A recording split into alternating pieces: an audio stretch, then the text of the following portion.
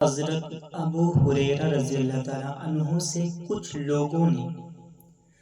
لوگوں کو دیکھا جو ایک برتن سے وضو کر رہے تھے، تو فرمایا کہ وضو مکمل کیا کرو، کیونکہ میں نے رسول اکرم صلی اللہ علیہ وسلم کو فرماتے ہوئے سنا ہے کہ سوکھی اینڑیوں کے لیے جہنم کی آگ ہے۔ وجاہت: اگر وضو میں تھوڑا سا بھی جگہ خشک رہ جائے تو وضو درست نہ ہوگا، اس لیے اینڑیوں اور کونیوں سے تھوڑا اوپر تک دھونا بہتر ہے۔ حدیث نمبر 65۔ حضرت ابو ہریرہ رضی اللہ تعالیٰ عنہ سے روایت ہے کہ رسول اکرم صلی اللہ تعالیٰ علیہ وسلم نے فرمایا، جب کوئی مسلمان وضو کرتا ہے اور جس وقت وہ چہرہ دھوتا ہے تو اس پانی کے ساتھ اس کے چہرے سے وہ تمام گناہ نکل جاتے ہیں جو اس نے آنکھوں سے کیے تھے۔ پھر جب ہاتھ دھوتا ہے تو اس کو ہاتھوں میں سے ہر وہ گناہ جو ہاتھ سے کیا تھا پانی کے ساتھ ہی نکل جاتا ہے۔ پھر جب پاؤں دھوتا ہے تو وہ گناہ جس کو اس نے پاؤں سے چل کر کیا تھا پانی کے ساتھ ہی نکل جاتا ہے، یہاں تک کہ جب وہ وضو مکمل کرتا ہے تو سب گناہوں سے پاک صاف ہو جاتا ہے۔ حدیث نمبر 66۔ حضرت ابو ہریرہ رضی اللہ تعالیٰ عنہ سے روایت ہے کہ رسول کریم صلی اللہ علیہ وسلم نے فرمایا، میری امت کے لوگ میرے حوض کوثر پر آئیں گے اور میں اس وقت دوسرے لوگوں کو روک رہا ہوں گا جیسے ایک شخص اپنے حوض سے دوسرے کے اونٹوں کے الگ کرتا ہے۔ لوگوں نے کہا، اے اللہ کے رسول، کیا آپ ہم کو پہچان لیں گے؟ آپ نے فرمایا، ہاں، تمہاری ایک ایسی نشانی ہوگی جو کسی اور امت کے پاس نہ ہوگی۔ تم میرے پاس حوض پر آؤ گے تو تمہارے وضو کے اعضاء، انگ اور حصے چمک رہے ہوں گے۔ ایک گروہ کو میرے پاس آنے سے روک دیا جائے گا، ایک گروہ کو ہمارے پاس آنے سے روک دیا جائے گا، وہ مجھ تک نہ پہنچ پائے گا۔ تب میں عرض کروں گا، اے میرے رب، یہ تو میرے امتی ہیں۔ اس وقت ایک فرشتہ مجھے جواب دے گا، آپ نہیں جانتے، ان لوگوں نے آپ کے بعد دین میں نئی باتیں نکالی تھی۔ حدیث نمبر 67۔ حضرت ابو ہریرہ رضی اللہ تعالیٰ عنہ سے روایت ہے کہ رسول اکرم صلی اللہ علیہ وسلم نے فرمایا، کیا تمہیں ایسی عبادت نہ بتاؤں جس سے گناہ مٹ جائیں اور جنت میں درجے بلند ہوں؟ صحابہ کرام رضی اللہ تعالیٰ عنہ نے عرض کیا، کیوں نہیں اے اللہ کے رسول، ضرور آپ ہمیں بتائیں۔ آپ نے فرمایا کہ سختی اور تکلیف کے وقت بھی مکمل وضو کرنا، جیسے سخت گرمی میں اور قدموں کا مسجد تک زیادہ ہونا، یعنی مسجد اور گھر کا فاصلہ لمبا ہونے کے بعد باوجود مسجد میں جماعت کے ساتھ نماز ادا کرنا اور انتظار کرنا دوسری جماعت کا ایک نماز کے بعد۔ وجاہت میں یہ تینوں کام عبادت ہے۔ حدیث نمبر 68۔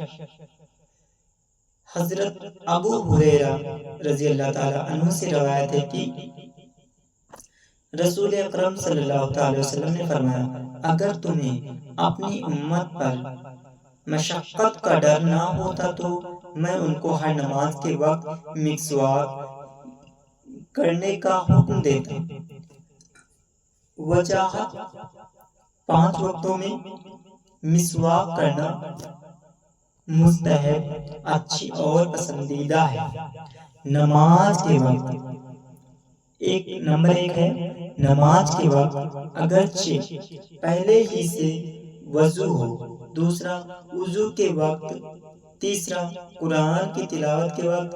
چوتھا، سو کر اٹھتے وقت۔ پانچواں، جب منہ سے بدبو آنے لگے۔ حدیث نمبر 69، حضرت عائشہ رضی اللہ تعالیٰ عنہ سے روایت ہے کہ رسول کریم صلی اللہ علیہ وسلم جب گھر میں داخل ہوتے تو سب سے پہلے مسواک فرماتے تھے۔ حدیث نمبر 70، حضرت حذیفہ رضی اللہ تعالیٰ عنہ سے روایت ہے کہ رسول کریم صلی اللہ علیہ وسلم جب تہجد کے لیے اٹھتے تو منہ مبارک کو مسواک سے صاف کرتے تھے۔ حدیث نمبر 71، حضرت ابو ہریرہ رضی اللہ تعالیٰ عنہ سے روایت ہے کہ رسول کریم صلی اللہ علیہ وسلم نے فرمایا، مونچھوں کو کٹواؤ اور داڑھیوں کو بڑھاؤ اور مجوس آنکھ کے پجاریوں کی مخالفت کیا کرو۔ حدیث نمبر 72، حضرت انس رضی اللہ تعالیٰ عنہ سے روایت ہے کہ رسول اکرم صلی اللہ علیہ وسلم نے فرمایا، 5 چیزیں فطرت میں سے ہیں، پہلا ہے ختنہ کرنا، دوسرا ہے ناک کے نیچے کے بال صاف کرنا، تیسرا ہے ناخن کاٹنا، چوتھا ہے بغل کے بال اکھیڑنا، پانچواں ہے مونچھیں کتوانا۔ فطرت کے معنی سنت کے ہیں، یہ چیزیں تمام نبیوں کی سنت ہے۔ حدیث نمبر 73، حضرت انس رضی اللہ تعالیٰ عنہ سے روایت ہے کہ رسول کریم صلی اللہ علیہ وسلم نے مونچھیں کتروانے، ناخن کاٹنے اور بغلوں کے بال اکھیڑنے یا کٹوانے اور ناک کے نیچے کے بال صاف کرنے کی میعاد زیادہ سے زیادہ 40 دن تک مقرر کی ہے۔ وجاہت میں ہے، ہر مسلمان کو مرد ہو یا عورت 40 دن کے اندر اپروکت تمام کام کر لینے چاہیے، ورنہ گنہگار ہوگا۔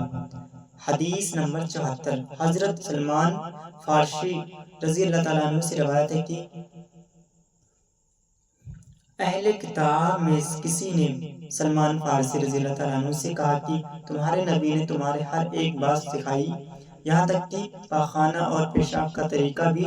انہوں نے کہا، جی ہاں، ہم کو رسول کریم صلی اللہ علیہ وسلم نے پیشاب پاخانہ کرتے وقت قبلے کی طرف پیٹ کرنے سے اور استنجا کرتے وقت دایاں ہاتھ استعمال کرنے سے اور 3 پتھروں ڈھیلوں سے کم استنجا کرنے سے اور گوبر یا ہڈی سے استنجا کرنے سے منع فرمایا ہے۔ حدیث نمبر 75، حضرت ابو ہریرہ رضی اللہ تعالیٰ عنہ سے روایت ہے کہ رسول اکرم صلی اللہ علیہ وسلم نے فرمایا، تم لعنت کے 2 کاموں سے بچو، یعنی جس کی وجہ سے لوگ تم پر لعنت کریں۔ لوگوں نے پوچھا، وہ لعنت کے 2 کام کون سے ہیں؟ آپ نے فرمایا، عام راستے اور شائعدار جگہوں پہ پیشاب پاخانہ کرنا۔ ان دونوں کاموں سے لوگوں کو تکلیف ہوگی، وہ برا کہیں گے اور لعنت کریں گے۔ حدیث نمبر 76، حضرت مغیرہ رضی اللہ تعالیٰ عنہ سے روایت ہے کہ رسول کریم صلی اللہ علیہ وسلم نے وضو کرتے وقت پیشانی، امامہ، پگڑی اور موزوں پر مسح کیا۔ وضاحت میں، اگر وضو کی حالت میں امامہ، پگڑی پہنا ہو یا موزے پہنے ہو تو نئے وضو کے دوران امامہ اور موزے پر مسح کرنا کافی ہو جاتا ہے۔ مسح کرنے کا طریقہ یہ ہے کہ پورا وضو کیجیے، صرف سر پر مسح نہ کریں اور پیر نہ دھوئیں، اور اس کی جگہ دونوں ہاتھوں کو گیلا کر کے امامہ پر مسح کیجیے اور اسی طرح ہر پیر کے اوپر مسح کیجیے۔